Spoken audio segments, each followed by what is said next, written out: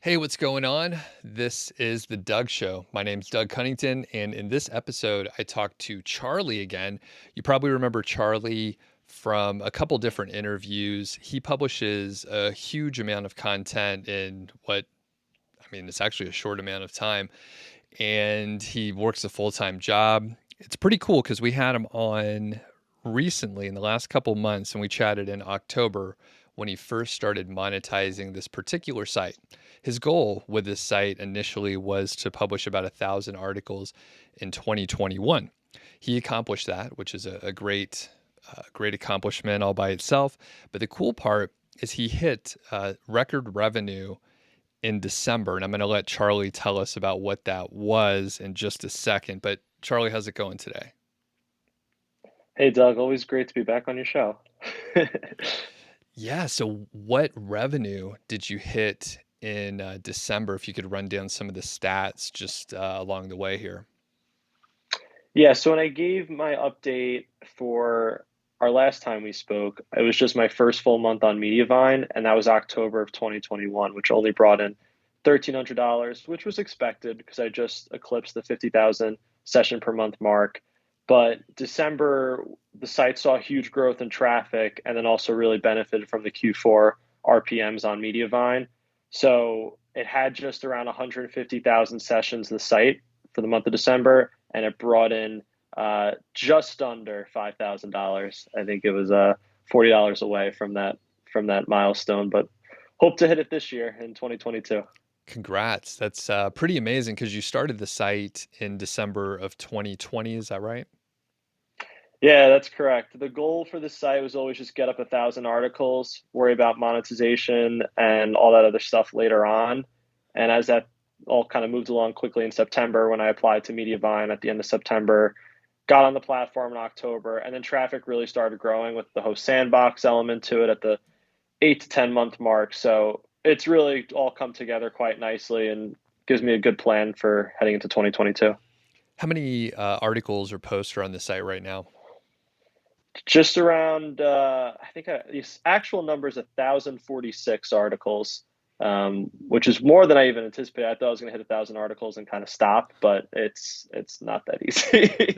Okay. Yeah, we'll get into some of the upcoming plans and what the new targets might be.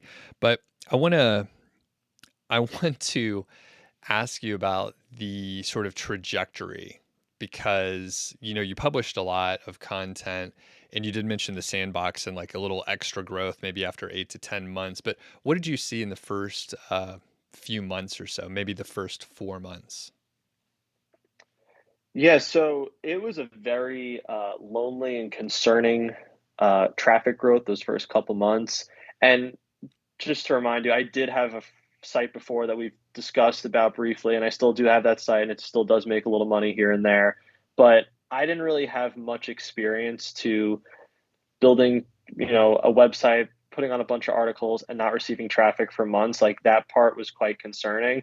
And obviously, this was a heavy financial investment. So, putting thousands and thousands of dollars in the first couple months, outsourcing content, even writing a few articles here and there, and not seeing traffic was alarming, right? But I really just tried to stick to the process. I think the most important thing during that time that kept me motivated was actually listening and watching other journeys and being involved on YouTube and different message board communities and seeing people track their growth and saying, oh, keep at it. The 6 months, you'll see some life. The 9 month, will really start to pop, and then after the year mark, you'll be very happy with the money you're starting to make if you really put that effort in. So that was the biggest part of this journey, was just putting in so much time and effort into building content in that first 6 months and not getting discouraged at all. Don't wait for those positive signals. Don't wait to start making money from, Ezoic or Mediavine or whatever ad network you're with. Just keep putting out content. Just trust that if it's good content, if your keyword research makes sense, it's going to work. And I'm so happy I did that. I doubted myself a lot in the beginning. I tried to remain positive, but when I kind of tracked this whole journey, the fact that I kept publishing content is what allowed it to succeed to where it is now. I'm going to come back to that in a second, but how much did you spend total? And I didn't tell you to pull that ahead of time, so if you could just ballpark it that'll be good. Yeah, so when I documented putting out the initial investment, it was going to be $20,000 for 1,000 articles. So that's $20 per article.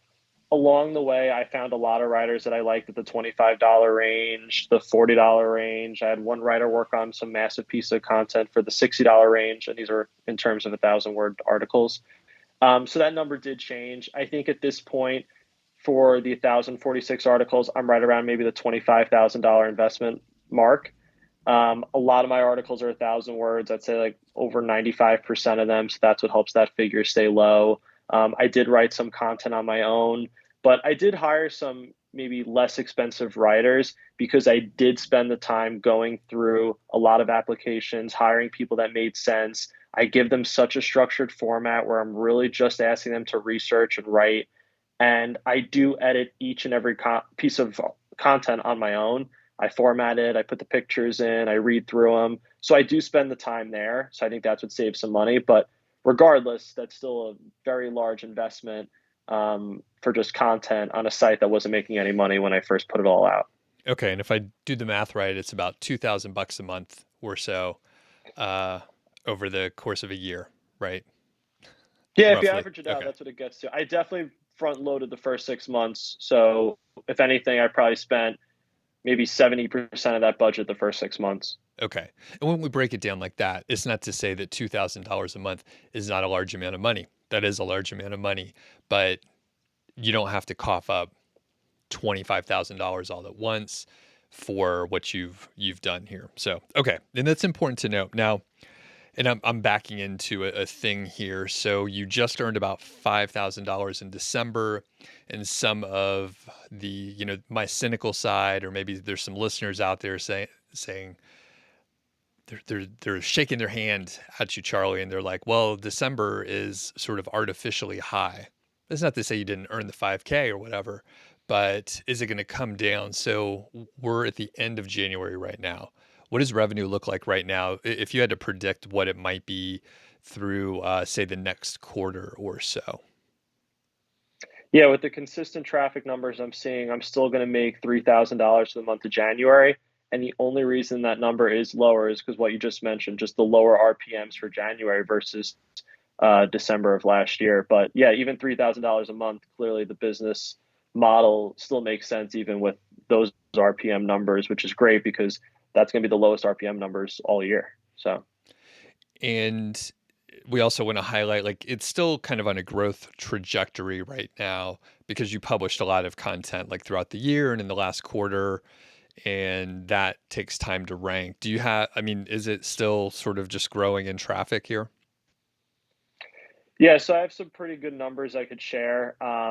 Only 200 articles of the 1,000 plus that I published receive 300 sessions per month where they really contribute to the growth. So a lot of articles are still ranking and still being included in that. I definitely put a big content push the last month or so. Again, now another 50 plus articles in December when I kind of clipped the 1,000 article mark. I continue to kind of ride the momentum on keywords that I found. So there's still, I would say there's still at least 200 articles that really don't bring in any traffic just because they've only been published in the last couple months. So yeah, growth trajectory for sure, but it's almost the mentality of, okay, great, content's up there to rank and grow traffic for the next few months. Okay, but how am I going to worry about traffic growth for this summer and end of this year? So those are the articles I'm thinking about now. So it's not worth getting complacent. Once seeing these traffic growth numbers and the earnings for the site, like it's working. Like let's just keep running forward with it and try and make as much as we can. Because we've talked a few times before, I'm not diving into as many questions as I would. So for people that want more details about the origin of the site, some of the keyword research and all that stuff, check out the other interviews. We'll link them up in the show notes so you can easily find them. But I'm intentionally skipping those because Charlie and I have talked about this already. So before we move on to sort of future plans, Charlie, is there anything else that you want to mention here that I forgot to ask you about that will set the stage for what's coming up soon? Sure. So I've probably went through 100 plus applications between Upwork and different writing agencies. And I've used some content sites that focus on, having a team of writers already in place, and you kind of give them the piece of content, they assign a writer to you. And then over time, I found some writers I like and stuck to that. But even though my site is growing and I have writers that are working on content, I'm always trying to add to that team. I think one thing I've noticed is as my site's grown in size and grown in maybe credibility and authority, not even with just Google, just with, readers and people in the community, I'm having an easier time finding higher quality writers at a fair price because of where the site is at now. And that's been an interesting development the past couple months. And just to give a quick example of that, there is somebody I hired for 4 cents per word, so a little more expensive than what I normally do, but they are able to write a more in-depth type of article for a certain type of topic that I'm trying to focus on. They have experience actually in my niche. They lost their job, unfortunately, due to COVID, but they're writing for me right now. It's somebody I just acquired. They just joined Upwork the last couple of months, so like fairly new to the community. I've been training them on formatting. We've been making progress there, but this is somebody I probably would have never hired if I didn't have a reputable site in the niche where they kind of looked at it and were like impressed. And to be honest with you, I think they're probably worth 5, 6 cents per word for the type of research and knowledge they have. They just don't have the experience. And I think they're kind of happy to be working with me for the content that they get to write. So more of that's starting to happen. And I'm going to try and leverage that as I hire more writers to the team in the next couple months. On that note, are you at a spot now where you're thinking, hey, that person is a bargain, but I don't want to lose them. I'm going to pay them more. Yeah, absolutely. I'm at that spot. This person specifically, they've only done maybe 6 or 8 articles at this point in time, so I don't want to bump them up too quick where they're going to expect that every couple articles. But I have mentioned that to them that look, if this continues to, move quickly and you continue to put more content out for us, I'm happy to increase your rate. I think with that person specifically, we're doing a lot of format adjustments still. So once they get that down, maybe that's when I can bump up their rate. But there's another writer I hired around the same time that they wanted to write for such a cheap rate just because they were so happy to write for the site. They said, as long as you let me use your articles and post as my samples, like I'm happy to write for you for this rate. And I was like, that's ridiculous. You're doing great work. You spend so much time on research. I want to pay you almost double what you were asking for. And they were like blown away. They were so happy. But the content they're putting out and the research that they're doing in their articles, like it makes so much sense for me to do this. I'd be silly not to pay them at least this much. And to be honest, they're probably going to get another pay bump too, just to keep them around if they're that good of a writer. And I'm going to take a little left turn here. I get asked about the AI writers all the time. And I honestly hate getting that question. It just seems like a waste of time. If people play around with the tools, I think they'll quickly see that it's not exactly what they think it could be. So you're publishing a lot of content. Have you used any AI writers? Have you thought about it?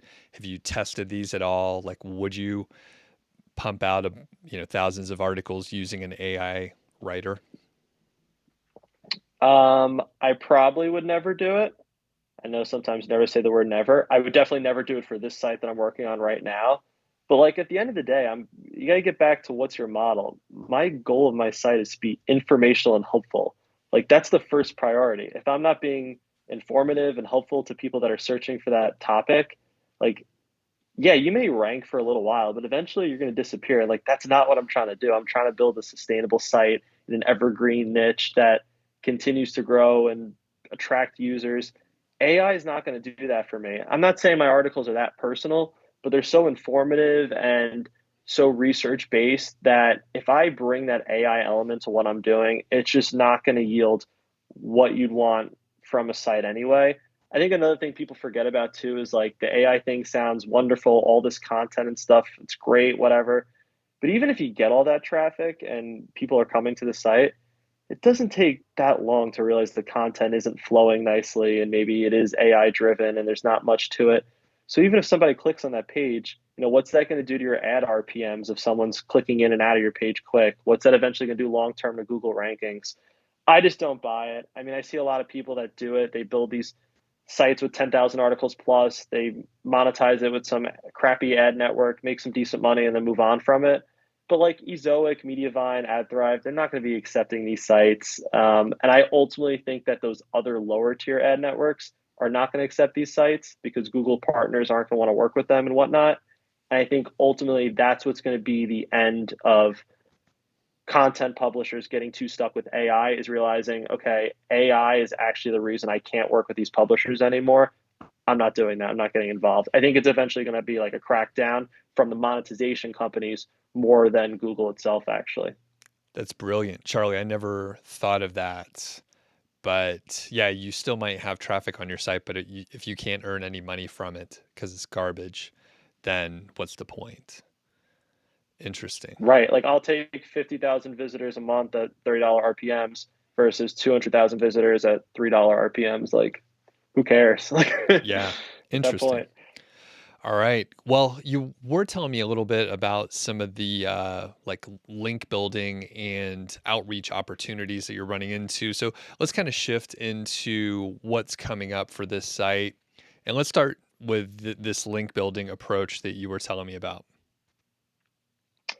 Yeah, so I think my site is getting to the point where now I'm at the 1 year mark that content has enough link juice from what I've built the last 12 months through Haro, through outreach, through some link providers that I've had really good experiences with, where there's enough authority there.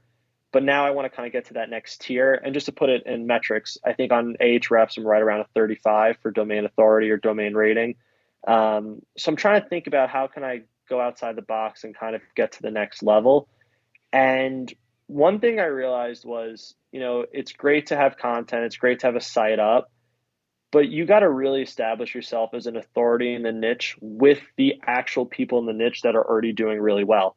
So I've been joining a lot of groups and discussion boards and trying to speak with more people in my niche. And a few things I've actually learned there outside of just links is, what content ranks and what content can make you money. What are other ad revenues that people are seeing? How do they construct their websites? What type of growth have they seen since they started? What are other methods of monetization outside of ads for my niche? Is it affiliate offers? Is it ebook? Is it products? Is it something else? So I've learned so many things just from already diving into that with the original plan of trying to acquire some links. But speaking to the link specifically for my strategy now is I've been joining some groups and I reach out to people. Usually it actually starts as I put out like a general message within that group, like, hey, this is my website. This is what we're doing. We're trying to find people in this niche that have content related to this topic. We want to reference some of your pieces of content with the do follow link on our site. Let me know if you're interested. We want to create partnership with people in this niche and learn more about what's going on. And you'll get like a ton of responses. So like if it's, Reddit or Facebook, people will just comment on it with their site and their write up or whatever they do. So rather than just replying there, I respond, "Hey, great, thanks for this. This is super helpful. Quick question for you. Check your DM." So I'll send them a message. They'll respond, and I'll just chat with them. Be like, "Wow, like your site's awesome. This is what I really like about it. This is what I got. As my takeaway." They'll be like, "Oh, by the way, I looked up your site. I saw your numbers on SEMrush. Your traffic's insane. How'd you do that?"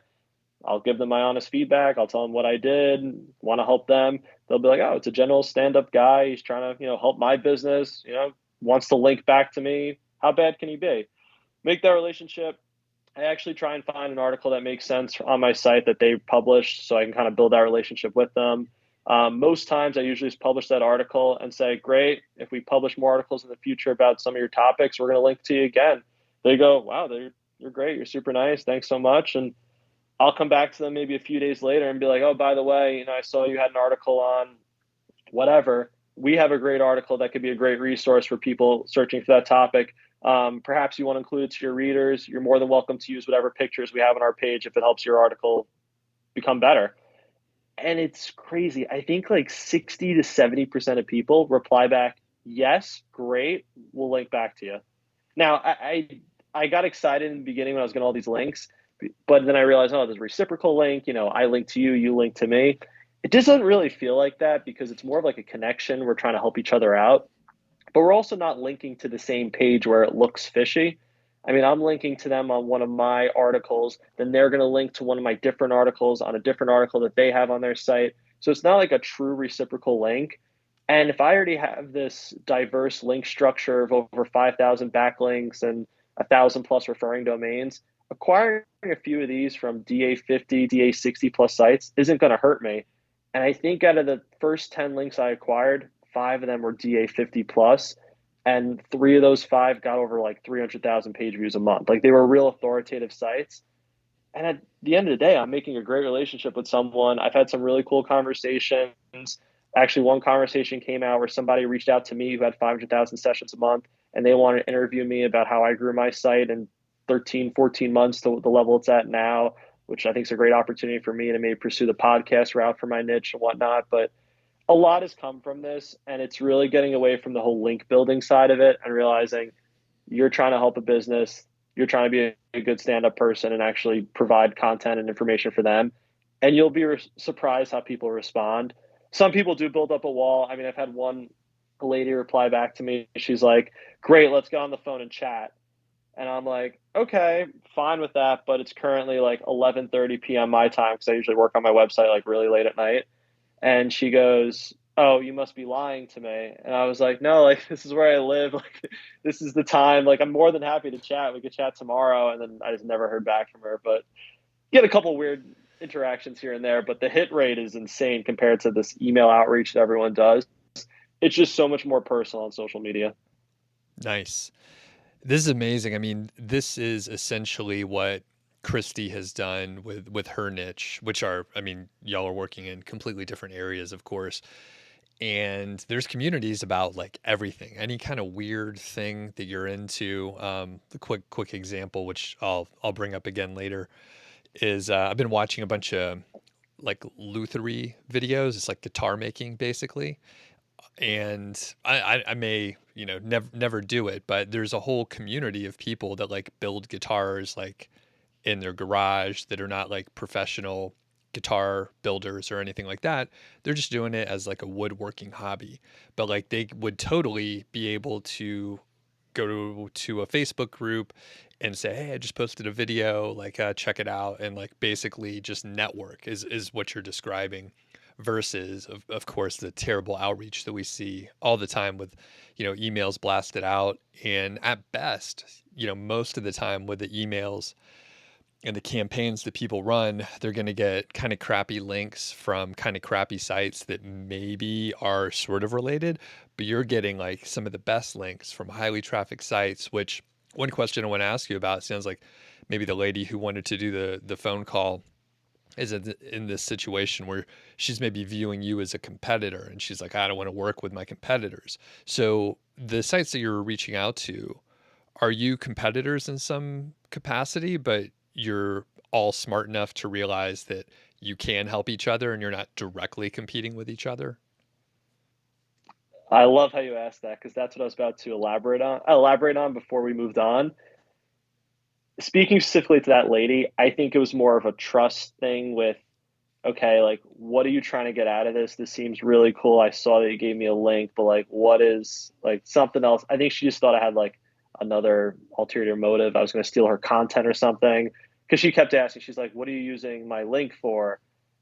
I don't know. Maybe she's just not caught up to speed on SEO and linking back, whatever. Her site wasn't that big where I was like missing on a huge opportunity. But usually what I say to them in the first couple messages is like straight up front, hey, this is what we're doing. This is our site's mission. We built it up to this amount of traffic in this amount of time. But our goal is not to compete with sites like yours in our niche. Our goal is to work with sites like you and help promote your sites. Because what that does for our readers is it makes us more credible that we're referencing the best content sites in the industry.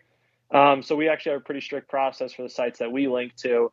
You definitely, you know, fall under that umbrella of credible sites, and we're going to move forward with you because of that. If you want to link to us, great. I think it helps your site and your readers, but more importantly for us, we're linking to you because we deem you as an authority in the industry. And if it's okay with you, we're going to link to some more of your articles in the future. Of course, there'll be a do follow link, but just want to make sure that was fine with you. And I think people really step back and go, wow, that's pretty neat. My site is pretty unique to everyone that's in these groups. It's a little bit different twist on it. Maybe a little bit more informational and less e-commercey, I guess is the best way I could describe it without giving away any more about the niche. Um, and people are usually pretty receptive to that. I'll have quite a few people, and I'll say maybe like 2 or 3 that actually responded back right away after I showed them the link I placed for them. just showing me, oh, great, cool. We gave you a link here. We found an article on your site that was awesome. Like we linked it here already, and I didn't even ask for it. So there's a lot of that, like immediate, like here's a link right back. Like I get what you're doing. We're all about it. Like you seem good, and done. Move on. And I just reply back, wow, like that's super nice of you. But as long as it's okay with you, can we link to some more of your articles in the future? They say absolutely. I add them to like a short list that I have on a spreadsheet of all sites that I like to link to. It's only like 20 sites right now because I haven't done this too much, but hey, they were nice enough to link back to me. I'm happy to add them to future content. And they'll really get traffic from my articles too, which is kind of neat because my article is like informational, go see this. And that's where I think they thrive from, which is pretty neat. One note on reciprocal links, and just to let people know, I think they got a bad name when people were doing like blog roll links on their homepage or something like that. So it would be like homepage to homepage, and it was very clear that many sites were just putting blog rolls up and exchanging links. And there was, word on the street that Google was basically not recognizing those reciprocal type links. However, times have changed as we know, and if we think about a real example, so I'll just make one up. Uh, Backlinko and Brian Dean link to Neil Patel, and Neil Patel links over to Backlinko, right? That's not weird because they're in the same topic area. They know each other and worked together in the past. And if they have a good piece of material, they'll link to each other, probably not homepage to homepage. That would be a little bit unusual. But just like you're saying, Charlie, they'll link from a specific post on long tail keyword research to a reference on the other site that makes sense. So if you think about it in practical terms, we could come up with plenty of examples where there may be dozens of links going from backlinko to neilpatel.com, and it's totally natural, and it actually helps the both pieces of content on either site. So that's what we're talking about, and I believe it's no issue if it's truly referencing better information or where people can learn further. But do you have any thoughts on that, or no need to repeat what I said, but does that sound about right? Is that what you think? Yeah, after the first day I did this, I was searching all articles about it, and Ahrefs had a pretty good source on it saying the amount of links that ranked amount of sites that ranked number one for 10,000 phrases, how many of them had reciprocal links, and it was like still a good number. So they were pretty much justifying everything you just said. Perfect. Okay. Anything else on the outreach aspect before we move on to some of the upcoming plans?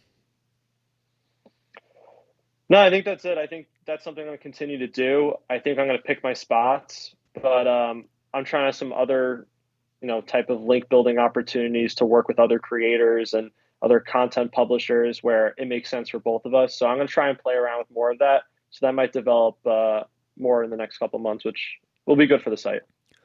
One thing to look at, and I know this is what Christy did, is to go to other platforms where maybe they may not even have a blog or website to get a link from, but they have a huge following on TikTok or YouTube. And just having them mention your site can bring you a lot of traffic from different sources. It may not be, a reliable evergreen source of traffic, but having those big blips of traffic, going to your site from social media, I believe is a good sign. And then the other portion of that is other influencers follow those big names and other platforms, so your site and brand will potentially become just more popular because they're seeing it in different places. And I mean, you can essentially use the same strategy where you highlight the top 10 influencers on YouTube, and then you just write a little blurb, link back to them, let them know, and slowly you'll build more and more relationships from there. For sure. I think once your site has authority with your backlink profile and more importantly, your traffic, and you can see that on all the keyword tools, people that know how that stuff works can easily establish your credibility and they're more willing to respond to you knowing, okay, this is actually like a real site with real value versus someone that just started the site 2 months ago. Yeah, exactly. All right. So what's coming up? Um, you hit the goal of publishing 1,000 articles in a year. So, what do you have planned for 2022? Right. So everything kind of went to plan from when I first started this, 13 and a half, 14 months ago.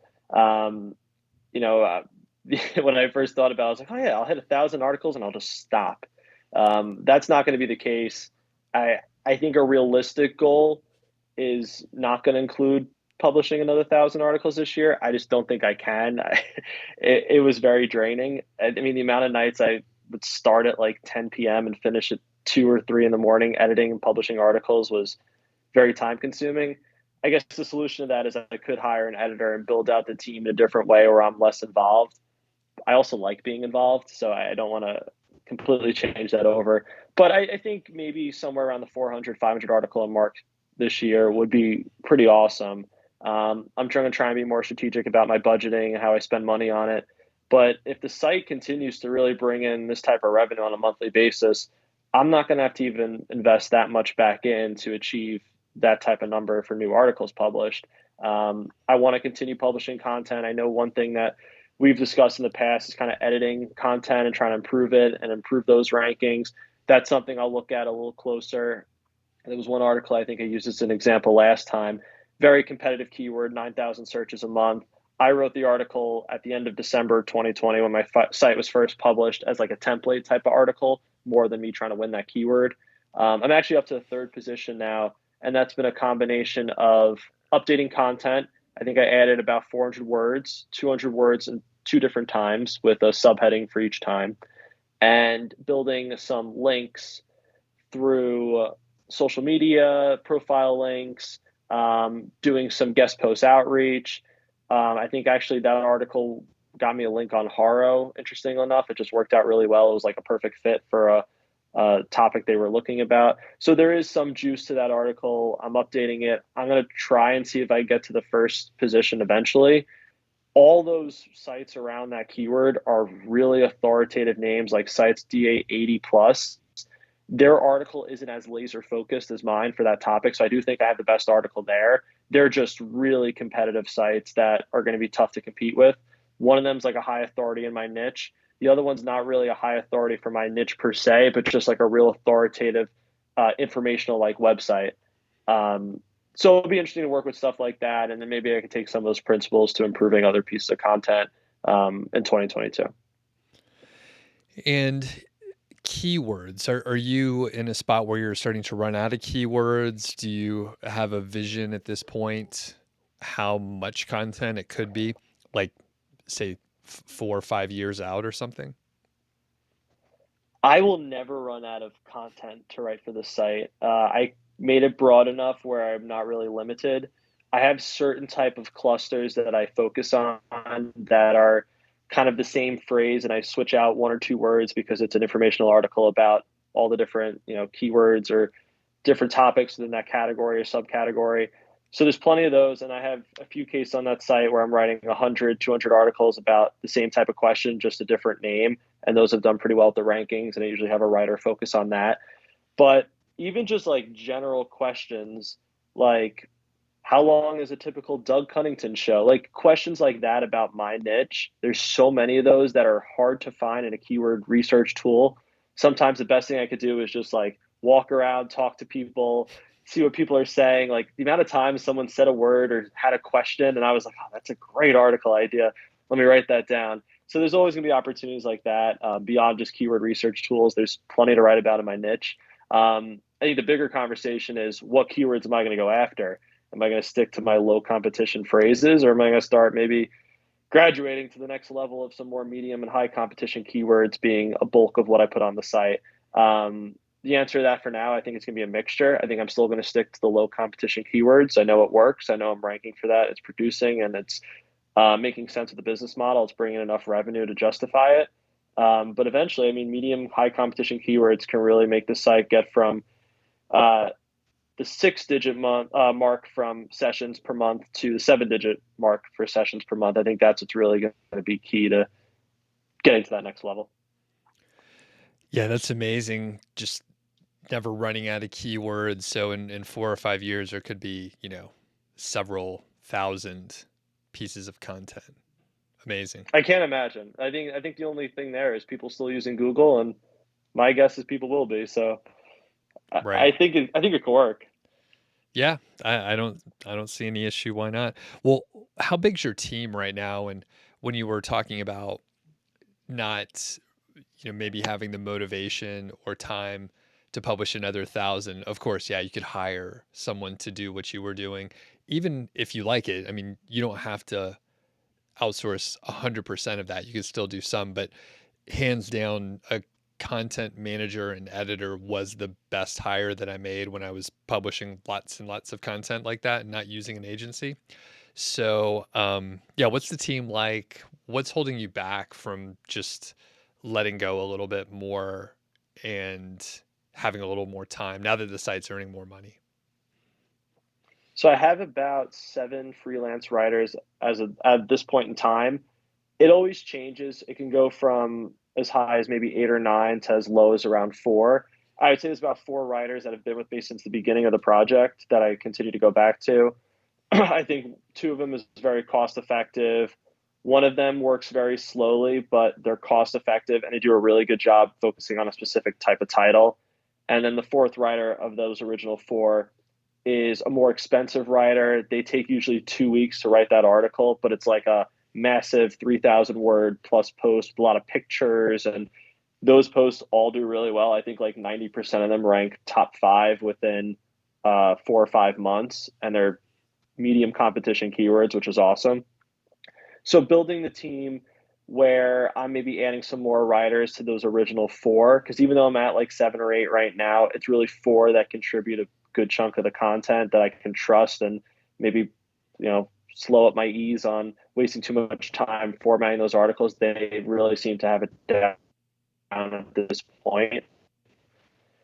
The hurdle for adding someone to edit the content and publish it, I just have a weird thing about giving someone permissions and a login credential to go into my site and do it.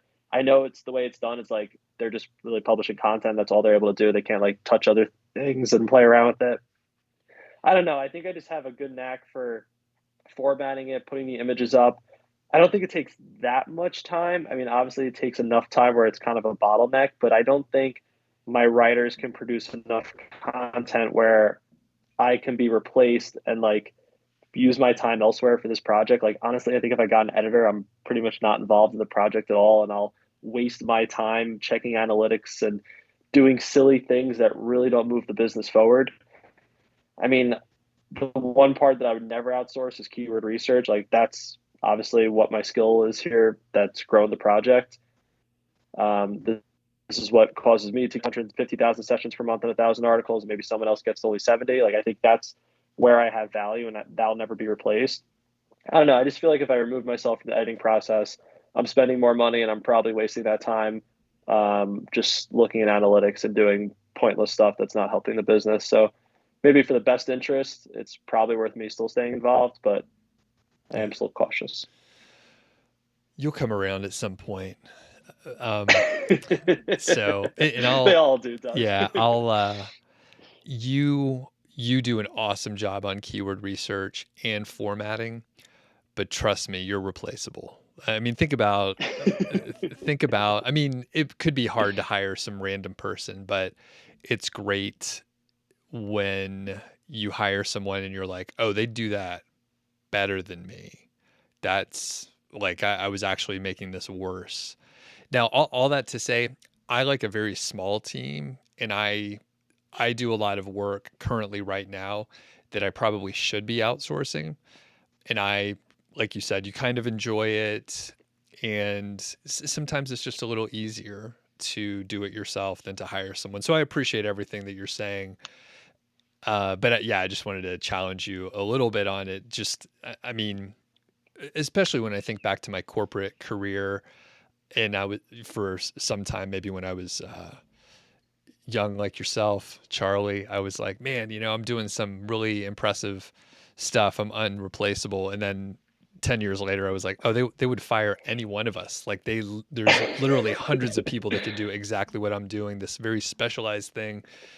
Um, However, it's on your site and it's working really well. So I know I'm comparing apples and oranges, but if you can get out of your way just a little bit, you can still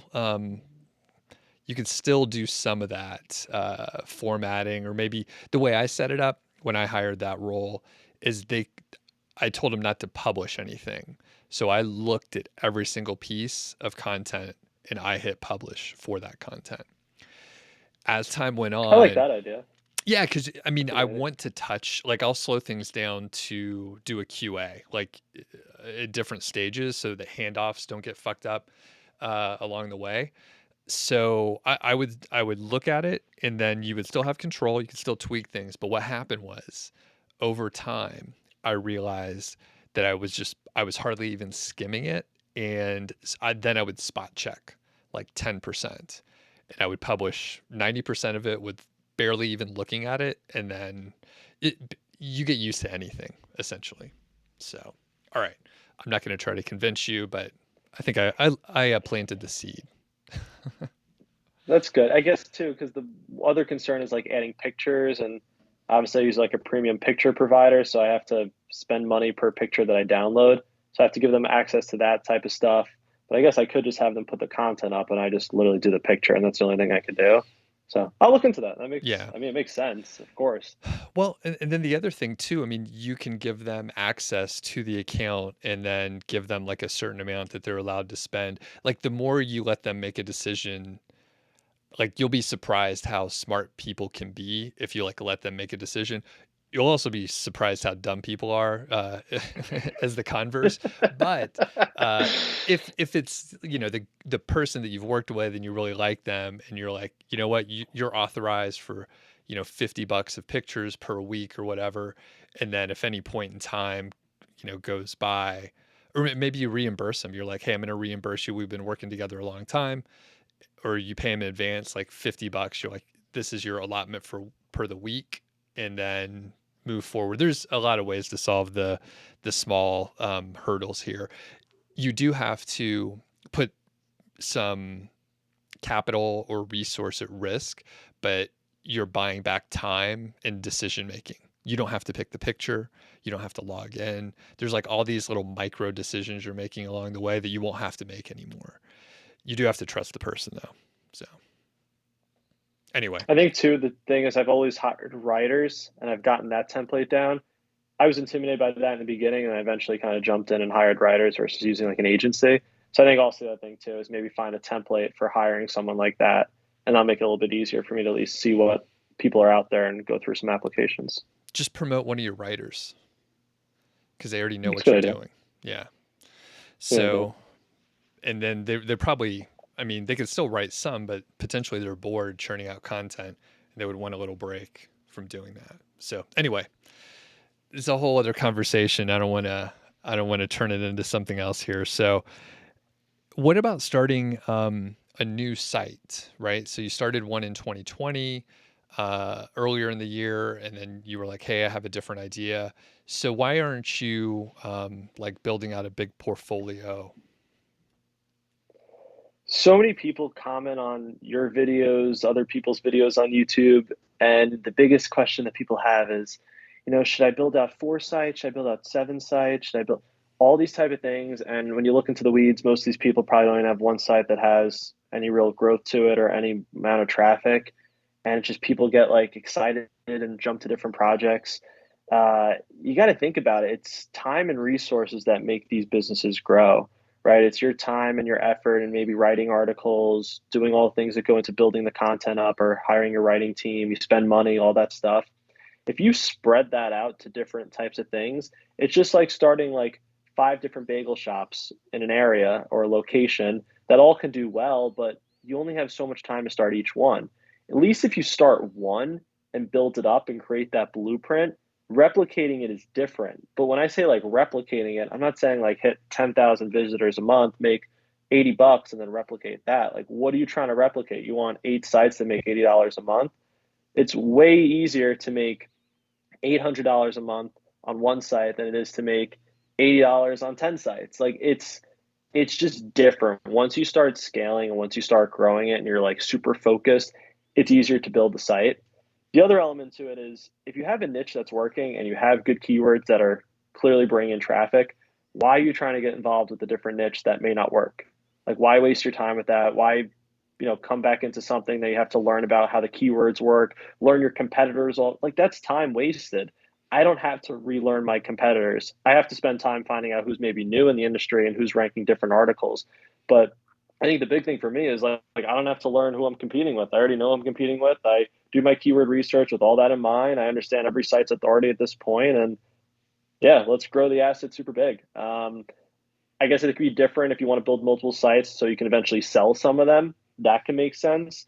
But if you're thinking on that premise, you at least want sites that are making decent amounts of money on a monthly basis where that business model even makes sense. So I would say if you're a beginner, if you're somebody new to this, even if it's only your first couple sites, try and put all your resources and time into one site and see how it can grow. The only time I'd really move it is if you screwed something up in terms of the backlink profile or the niche is just something that's not going to work. It's like super competitive or something you just realize was a miss on that front. But if it works and it's making money, grow it to a mark that really can make it an exciting amount of income on a monthly basis. Well said. One point that I want to make around that is from a book called 4,000 Weeks. Have you heard of this book? No, I'm gonna write it down. It's Oliver Berkman. So 4,000 weeks is about how long we're going to live. It's like 76 years or something like that. And one of the points that he makes, I'm not going to dive too deep, but I'm just going to jump right into the website analogy.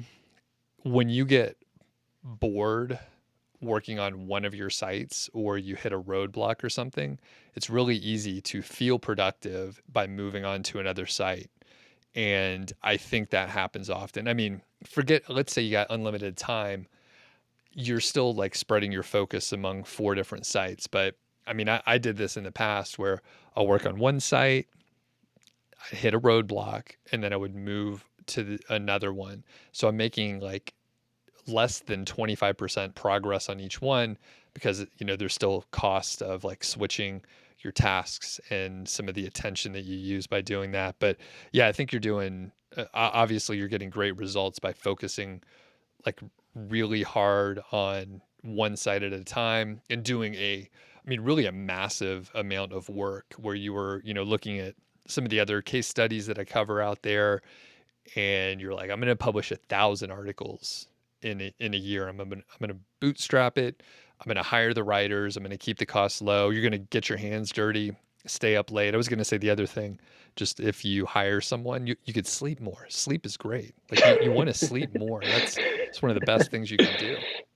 So yeah, I love the focus, Charlie. Well, you are documenting a lot of this stuff over on your YouTube channel, Passive Priorities. So, and any recent videos you want to mention here? I didn't look today before we chatted, but yeah, are you doing like monthly updates?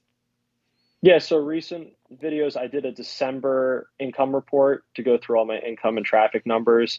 And then the recent video I put out, which I think everyone will find very interesting, is a response video to a video I put out almost a year ago, which was how to grow a website to $10,000 a month. And all the data behind that video was my plan to build this site, being optimistic and excited that I could eventually get to that mark. And the video I put out was almost like a response to that, like, well, this is what I was thinking. And actually, my estimates were below what actually happened. And this is why you can do this. And this is why it's actually quite achievable. I think the number I put out was like only getting 150 or 100 sessions on average per article per month. And the numbers that I saw were already higher than that. And my site's only 14 months old. So it's just a lot of interesting data. I think it's very motivating for people that are trying to follow this type of strategy. It's pretty neat to say. Do you have I guess, an idea or a target when you think you're going to hit the 10K per month mark for the first time? Right. So I think December, I'm probably on track to hit it this year just because of the Q4 RPMs. It may be difficult for me to hit 10K before that with just monetizing with ads. So I'd probably have to have that other like monetization catalyst to kind of spur income on a monthly basis. But I think with the current traffic trajectory, I'm not really sure, to be honest, what type of growth I'm going to see the next couple months. Is it going to be this slow linear growth? Is there going to be some more exponential hockey like curve? I really don't know. Things were rather consistent. And then once I got to that 11th and 12th month mark, it did probably receive like a 20 to 30% jump. But usually every week is like a little 2 to 5%. Every now and then, maybe a 5 to 10% growth. And it just moves earnings up slowly and slowly. So I really don't know what to expect for the next year or two. And I guess that's why I'm documenting this case study and communicating with everyone how the project's been doing without giving the niche or the site, but kind of communicating how I'm publishing content and each month I'm doing it because I don't know what to expect. Like if you told me I was going to make $5,000 in 1 year on a content site, I wouldn't have believed it, and that happened. So like, I don't know. I guess in December, if you told me 8,000 or 12,000, like we really don't know what's possible. Someone could probably tell me, but I guess it's always unique to the niche and the keyword research. So we'll see what happens. But look, I hope it hits it by definitely by December. But if it hits before that, that's a really encouraging sign because that's with lower RPMs too. Yeah. Yeah. And I mean, I was going to guess something like December, but as you pointed out, you don't know like how much new content that you published recently is going to like rank really well. Something may surprise you, and all of a sudden you'll rank for a much more searched for term, a much more popular term where it could like really shoot up your traffic unexpectedly. Right. And you don't, I mean, you don't know. You have like 1,000+ articles, so you don't know if one's gonna hit or if maybe some algorithm update really helps out the traffic just in general. So pretty amazing. The the other side to that too is like each time I put out probably another batch of 50, 100 articles, my keyword research is probably getting better. Not only am I doing better keyword research for a topic that will contribute traffic in terms of its competition and whatnot, but my site has more authority too. So when that article maybe does get indexed and it gets initial ranking, maybe Google regards newer pieces of content a little bit different on a site versus when I had no authority at all in the first couple of months. So there's that element to it as well that I just don't know what's going to happen in the best way possible. Very cool. Well, thanks, Charlie. This is amazing. People should check out your YouTube channel, which we'll link up to in the show notes. Any other parting words before we wrap? I hope to have 1,100 articles by the next time we speak. And if I don't, I want everyone to get on me in the comments for it. So hold me to that 1,100 articles by the next update. All right. We'll schedule it really soon. So you'll have to hire a content manager. I'll force your hand on it. All That's right. great. I Thanks, like man. that. Thanks, Doug.